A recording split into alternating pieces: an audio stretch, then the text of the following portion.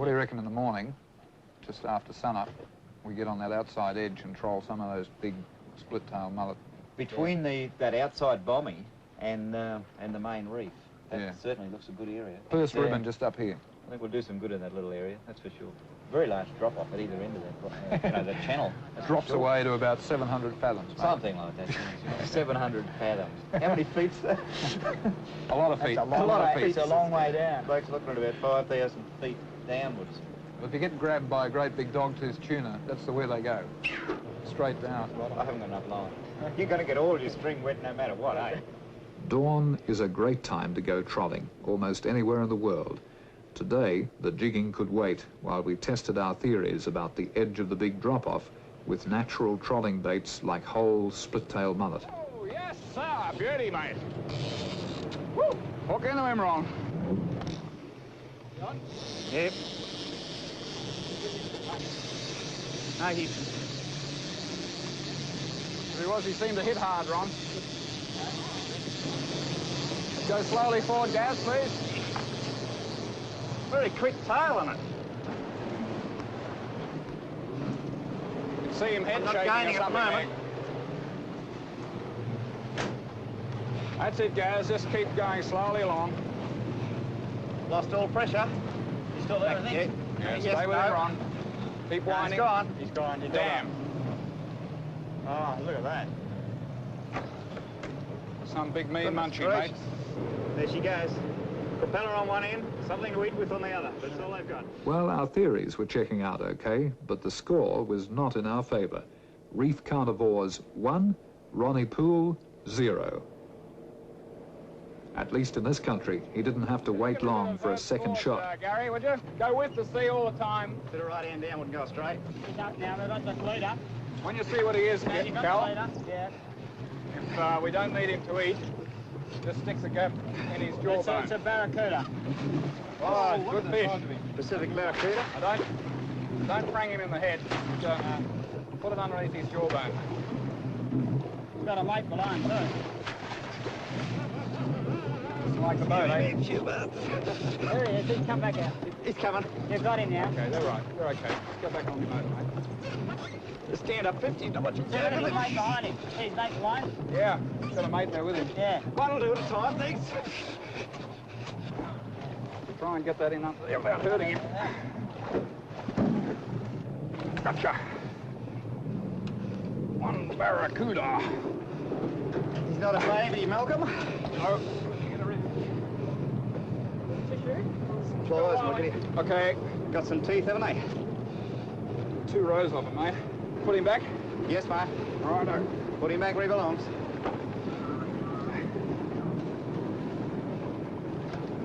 Okay. There he goes. Tickle him on the tail, he'll take off. About the only fishing of this type ever done in these waters has been when the local marlin fleet have caught their bait. Even then, it's only for 3 months of the year, and has been happening here for less than a decade. I doubt if we could organise ourselves a more idyllic fishing situation than we have here today.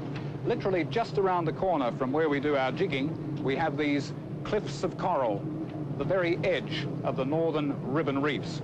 And the water here gets very, very deep very quickly. As soon as you leave the reef, just 200 metres to seaward, it's already between 500 and 700 metres. And in this drop-off area, as we call it, there is a whole family of large predatory fish that are fun to catch. And we catch them simply by doing what we're doing now, trolling. And the tackle we use, the rods and reels, are much the same as those we use when we're jigging, but the lures are different. And with a selection like this, we can handle every trolling situation.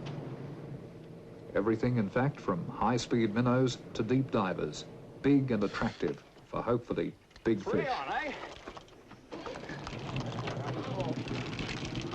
Swap over, Cal, quick, mate.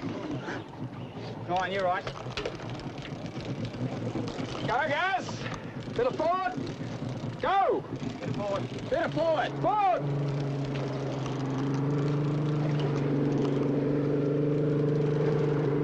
Not bad fish. Okay. Oh, look at the shark after yours. Forward, Gas. Take it forward. Stay in your motors, Gary. Go over there, mate. He's out again. Here he comes. Over there and steering around. We'll back her back. Watch out, he's around underneath the prop. He's around the prop. Watch out. Honey. Okay, never mind. This is a mackerel here, I think. Good macko. Okay, mate. Keep us in mackerel fillets for a couple of weeks. Right. Okay, Ronnie. Right, mate. I'll get back out of the way. Well done. Okay. Just hold him there, I'll quieten him down. Put him out of his misery. Alright, I'm off. You lose him? Yeah. Never mind. Fresh fillets for tea. That's for tonight, sure. tomorrow night, and the night after. Just eating fish on the reef, I reckon. Yeah. Well, a lot of the time we spend releasing the fish we catch here because although they're good sport fish, they're not much good to eat. But this one's an exception. He's a very good table fish, and he won't go to waste, that's for sure.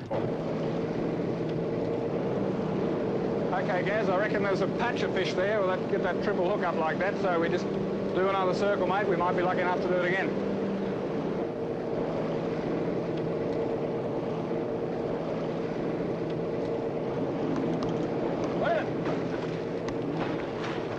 Something out there in the garden, that's for sure.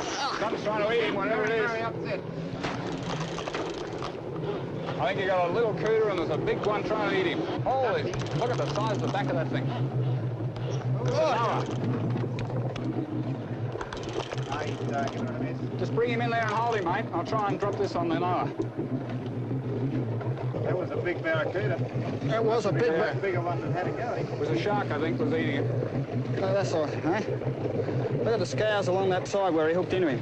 Yeah. Here we go. Yeah, righto. We're on.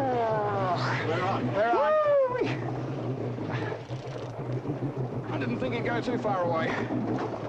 That one under the net. Yeah. Yeah. Well, that was one of those classic sport fishing situations where Calvin hooked up a good-sized barracuda. Before he could get it into the boat, something bigger ate it. And while all that was going on, I managed to drop down another bait.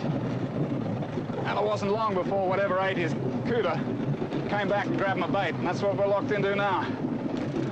A bit like that jig fishing, this kind of stuff. It's sort of 10 to 1 on that it's a whale or shark, of which there are thousands in this country. In this remote reef country, the phrase eat or be eaten is probably never more true than anywhere else in the world. I got colour on him. It's just a small Noah. Yep. Watch the reef, Gaz. There he is. Not much I can do with him when he does that. He'll get a bit upset when you hit him with that tag, probably. Can't see why. You're not being tagged. You got a point there. Okay, plant him hard. That's right. You get him? Yes. Good. Okay, Cal. Let's get in there. He's away. Okay. Trolling this prolific reef water has the usual ground rules, like using only sharpened hooks and mono-wire traces. But as with any new area, you depend on your observation to work out the rest. We can't always organise our fun fishing to coincide with perfect fishing conditions, because let's face it, most of us only get to do our fishing on weekends or at annual holidays. What I'm trying to do here is coincide the best available tides with the best time of the day. For the species of fish that we're chasing here, the best tides seem to be those tides that we call building or making tides, the tides that are getting bigger and bigger towards the peak of their cycle before they start to get smaller again. And on top of that information, we've been able to find out that it's the entrances, the gaps between these ribbon reefs that produce the best fishing. The predators have obviously found out that along with all that water that rushes in and out the gaps with the changing tide, there are a lot of bait fish, and they hang around those entrances waiting in ambush. And what all this information means simply is that we're trying to be in the right place at the right time, fishing the right tides. And when we get it all together, bingo, it works. Whoa! He doesn't like that when he bait. wakes up. Yeah. Oh, barracuda. Just take her ahead, Gaz, would you? Thanks, mate. Beauty.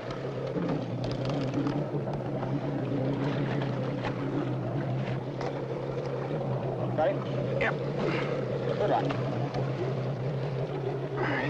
Oh, it's hooked nice and neatly too, right at the very top of the middle of the jawbone. Yeah, could have wished it. There you go.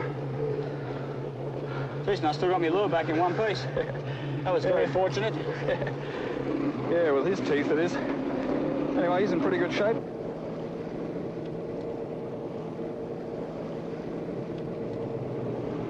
So far we've been trolling fairly small baits and catching fairly small fish. But we can cure that with something like these.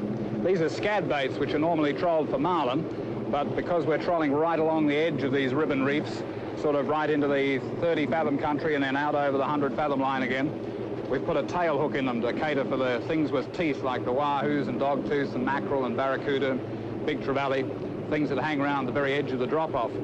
But because they're a marlin bait, there's no reason at all why some of the big marlin, anything from 800 to 1,200 pounds that are currently moving up and down these ribbon reefs, shouldn't climb on these either. Just exactly what will happen after that is anybody's guess, but it'll be fun while it lasts. Trolling can also be a waiting game, but along the life-packed canyons of these remote reefs, we weren't waiting long. This time it was a big lure that was hit. You're on. You're on. Got a good chance of being a good fish with a lure that size.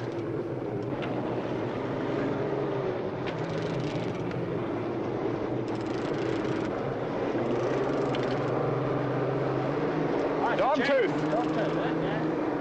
Dogtooth tuna. Yeah. Go for it, Gaz. Got him. Got him? Yeah. Okay. See if we can lift him ashore. Get up too close to Ron's gills, please. Yeah, watch out for that big lure. Yeah. Thanks. Thanks, Cal.